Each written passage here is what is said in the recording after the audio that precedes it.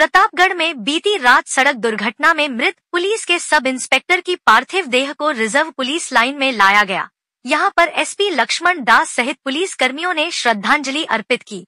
Police की ओर से मृतक को गार्ड ऑफ ऑनर दिया गया। बाद में सब इंस्पेक्टर की पार्थिव देह को उसके पैतृक गांव डूंगरपुर के कालखंडा के लिए पूरे सम्मान के साथ रवाना किया गया। बीती रात हथुनिया थाना क्षेत्र के मचलाना घाटी के समीप सड़क दुर्घटना में पुलिस लाइन में तैनात सब इंस्पेक्टर सुभाष परमार की दर्दनाक मौत हो गई थी। दुर्घटना में वाहन चालक जलदाय विभाग में कार्यरत सहायक अभियंता राजकुमार भी गंभीर घायल हो गया था। दोनों बोलेरो में सवार होकर मंदसौर की ओर जा रहे थे, तभी बीच सड़क पर लोहे के सालियों से भरे ट्रैक्टर ट्राली के पीछे बोलेरो घुस गई और हादसा हो गया। हादसे में लोहे के सलिए घुसने से परमार की मौके पर ही मौत हो गई थी और राजकुमार घायल हो गया था, जिसे जिला चिकित्सालय लाया गया। आज सुभाष परमार की पार्थिव देह को रिजर्व पुलिस लाइन में लाया गया। यहां पर एसपी लक्ष्मण दास और पुलिस अधिकारियों ने पूरे सम्मान के साथ पुष्प चक्र अर्पित कर उन्हें श्रद्धा सुमन अर्पित किए। बाद में रिजर्व पुलिस लाइन पहुंचे मृतक के परिजनों के साथ पार्थिव देह को परमार के पैतृक गांव डूंगरपुर के कालखंडा के लिए रवाना किया गया।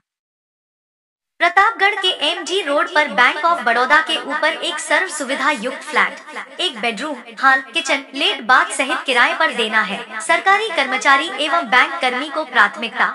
संपर्क करें 9799666676।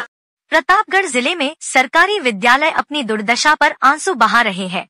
सरकार ने अनगिनत विद्यालय तो खोल दिए, उनमें पढ़ने के लिए बच्चे भी आने लगे, लेकिन ना तो पर्याप्त कक्ष है और ना ही पढ़ाने वाले शिक्षक है। ऐसे में विद्यालय में आने वाले बच्चों का भविष्य अंधकारमय हो रहा है। ऐसा ही मामला सामने आया है जिले के अरनोद उपखंड के लुपड़ी गांव के राजकीय उच्च माध्यमिक विद्यालय का। ग्रामीण प्रेम सिंह डांगी ने बताया कि राजकीय उच्च माध्यमिक विद्यालय लुपड़ी में 165 विद्यार्थी पढ़ाई के लिए आ रहे हैं। कक्षा 6 से 12 तक के इस विद्यालय में इनको पढ़ाने के लिए मात्र 4 शिक्षक है, वह भी तृतीय श्रेणी के। विद्यालय में 3 कमरे हैं, जिनमें से एक कमरा तो कार्यालय उपयोग के लिए है। 2 कमरों में कक्षाओं का संचालन होता है। आप अंदाजा लगा सकते हैं 2 कमरों में 6 कक्षाओं का संचालन कैसे होता है। मजबूरी में विद्यार्थियों को बरामदे में और खुले मैदान में बिठाना पड़ता है। यदि बरसात आ जाए तो विद्यालय में छुट्टी करनी पड़ती है। ऐसा नहीं है कि मामले की जानकारी शिक्षा विभाग के अधिकारियों को नहीं है। इस विषय में ग्रामीण पहले भी अवगत करा चुके हैं।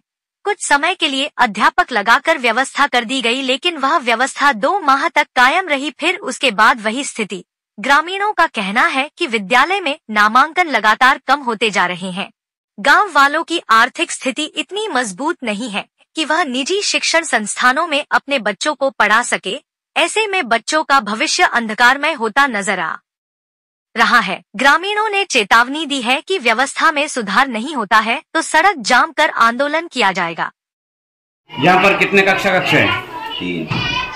नामांकन कितना है? 165। आप यहाँ शिक्षण संस्थान जो चला रहे हो ये विद्यालय में, कैसे एडजस्ट करते हो 3 कक्षा में? क्योंकि एक तो विद्यालय का ये कार्यालय है, बाकी में कैसे पूर्ण कर रहे हो पढ़ाई का काम?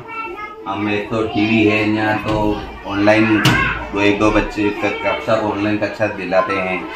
बाकी के यहाँ 2-3 कक्षा इसमें एडजस्ट करते हैं, 2-3 कक्षा उसमें एडजस्ट करते हैं, 2 इसमें बाहर बिठा। यदि बरसात आ जाती है तो आप कहाँ बिठाते हो? जैसे अभी हमने देखा है कि बाहर खुले में पेड़ों के नीचे छात्र बैठ के पढ़ाई कर रहे हैं। यदि बरसात आ जाती तो क्या करते हो आप? बरसात आती तो बहुत बड़ी समस्या होती है। ठीक है, आइए अपन बाहर देखते हैं बाहर का नजारा, छात्र कैसे पढ़ाई कर रहे हैं। नाम है तेरा? इशिता डांगी। कौन से क्लास में पढ़ती है? अच्छा, यहाँ पढ़ाई कैसी चल रही है? क्यों? बैठने के लिए कमरे भी नहीं रह सकते, स्टाफ की भी कमी है और कमरे भी नहीं है। यदि बरसात आ जाती है तुम यहाँ खड़े रहते हो, उस समय पढ़ाई नहीं होती है। बहुत बड़ी समस्या, पढ़ाई में बड़ा व्यवधान हो रहा है तुम्हारे। ठीक है।